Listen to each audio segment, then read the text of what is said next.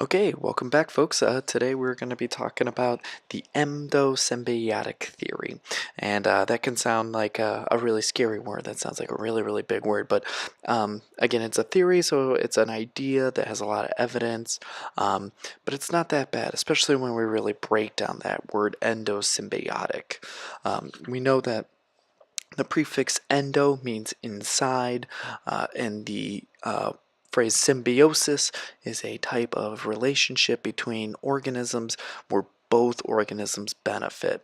So when we're talking about endosymbiotic, we're talking about an organism living inside of another one where both organisms benefit.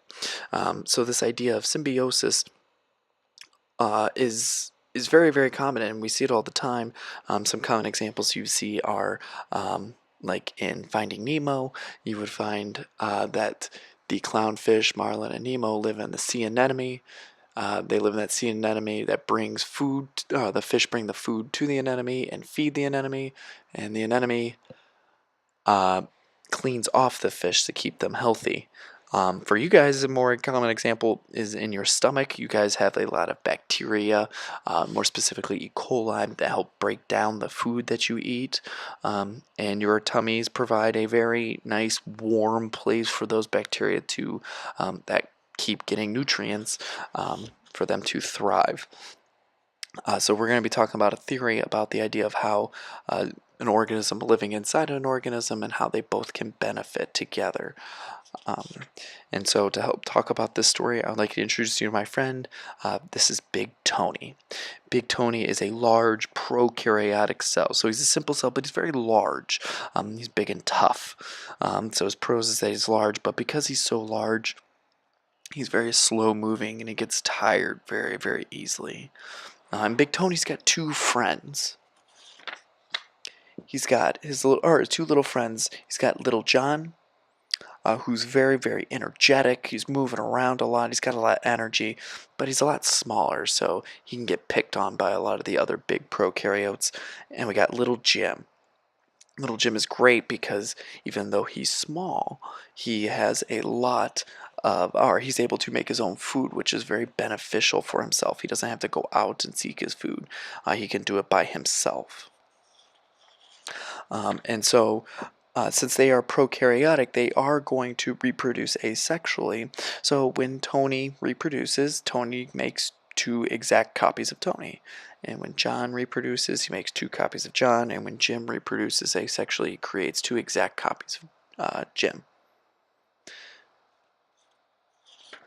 Well, one day, Tony is talking to his fellow prokaryotes and says, I'm big and strong, and you guys are weak, but you guys are energetic and make your own food. Maybe we can combine somehow to make this work. And reluctantly, Jim and John decide that maybe this would be beneficial, and so Tony eats them. Tony gobbles them up as a prokaryote cell can, using its membrane to engulf these smaller prokaryotes in phagocytosis. Munch, munch, yum, yum, and now we have Super Tony. Super Tony, but instead of digesting John and Jim using lysosomes, Super Tony decides to keep them around, and now we have the benefits of all three guys in one super cell. Now we have Super Tony. Super Tony is very large and strong, but he's also has that extra energy and can make his own food, so he doesn't have to rely on anyone else. He's still unicellular, but now we have the birth of what we consider our first eukaryotic cell, a complex organism. But he's still unicellular. But now, since he's engulfed them and hasn't digested them, he's no longer regular Tony, but Super Tony. When Super Tony reproduces using asexual reproduction, he doesn't create more regular Tonys, he creates more Super Tonys that have little Jims and little Johns in them. And now with these new advanced abilities that they can do with little John and little Jim inside of Tony, Super Tony is able to do some more complex things and work together to eventually create to have many supertonies work together to create a multicellular organisms, have these cells work together towards a single goal and to create a much larger and more complex organism. Now, that's kind of the basic idea of the endosymbiotic theory, but the question always is then, where's the evidence? If this is a theory that's based on evidence, what do we have to support this? And there's two major pieces of evidence. Some people say three, it just depends how you break it down. But there's 2 to 3 pieces of evidence that truly support the endosymbiotic theory. And the very first important one is the basis of all life, has to do with DNA, deoxyribonucleic acid. It's a macromolecule that is the coded instructions needed for all living organisms. It's a double helix shape that provides the instructions of how to build every organism. So even whether it's an advanced, large, complex organism such as Jack or Jill, or simple organisms as Tony, John, or Jim, they all have DNA. They all have different DNA, different instructions that leads to a different organism. Now, since they all have their own DNA, when we have these new eukaryotic cells, we of course expect to see Tony to have his own DNA, but when John and Jim were engulfed, since they also had their own DNA, they kept their own DNA. So even though they're inside Super Tony now, they still have their own different DNA that's different than Tony's, which suggests that they're originally 2 different organisms.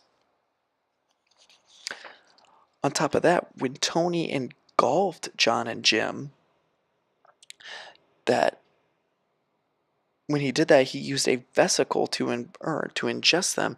So now Jim has his own membrane from when he originated, but now that's an inner membrane, and the vesicle provided by Tony is an outer membrane.